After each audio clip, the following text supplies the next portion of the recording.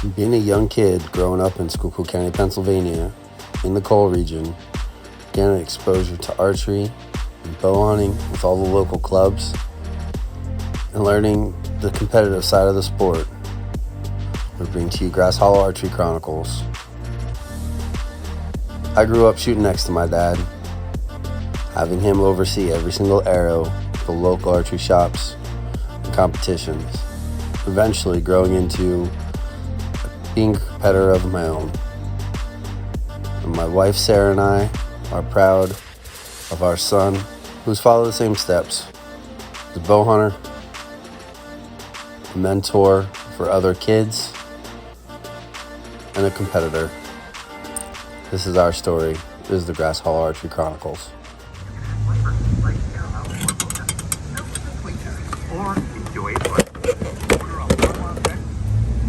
Holy crap, would you look at that. All right, it is time to take a break from training for nationals and do a little tiny bit of hunting work. Headed to the Northern Berks property, and I'm going to put out a cell cam today, do a little tree stand, moving around, just sort of scout around a little bit, not a ton. I got a blind that I'm making right now for that property, made out of a resin shed. How cool is that? It's gonna be pretty boss, I think. But yeah, and you know, starting to get that itch a little bit, you know, starting to get that fall bow hunting. I want to be in a tree stand. I want to be in the ghillie suit, working the ground. I want to, you know, kind of deal. So pretty pumped about that. This stand is sort of set up for Evan, because US Open, I really don't want to play around with all that. I want to concentrate on shooting barebow. So I'm not touching a compound until after next week, at all. So yeah, for sure, maybe even close to the season. But I have my setup for that. My setup is Matthews Halon 6 with Black Eagle Renegade arrows, 125 grain broadhead, and it's a relatively heavy setup. 550, 560, somewhere in there, grains per inch. So it's a solid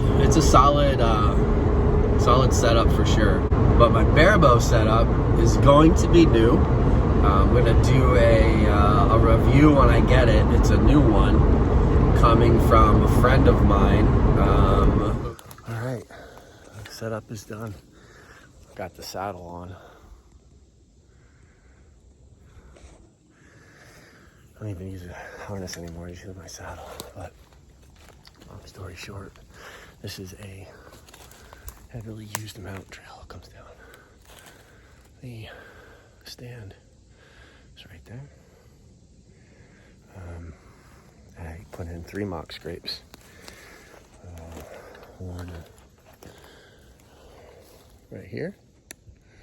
Camera right there. Right over there. So big community scrape, opened it back up, bent the limbs down. So we're probably about 5 feet, not quite 5 feet, to the branch. Another one here, same good old fashioned human scent, if you can see it. Scrape, and then that one that I showed you first, right there.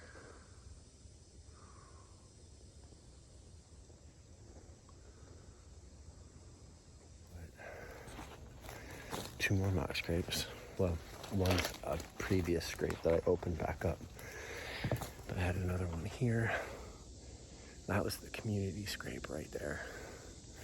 That last year was just super popular. They would, there's a bench that runs this way, and the deer run this way before heading down into the ag field. It's a mile, probably down the road. Maybe not a mile, maybe half a mile. So here, you're catching them come down off the mountain. Wind is a little finicky. It definitely needs to be southeast, but typically it's coming down the mountain, and they're typically coming this way, and then they'll go down this way, or they will come directly down in the evenings, all day long, morning and evening. I get them coming through here both. Does not look like this section has been used much, but it's not going to, because they're all probably not bedding far from ag right now. They're going to eventually come up here. The big buck will be up here. So we'll see what the plan is. We'll see if the trail camera produces, and we can catch the activity as it starts happening here in this spot. I love the spot, and hunted it once last year, but I'm pretty pumped for it. All right, peace out. Well, guys, it didn't take long. As you can see, that black blob right there is this guy. You can see he came up to my camera same day, just after posting it. What he looks like is this. He's a giant. We'll see how the season goes.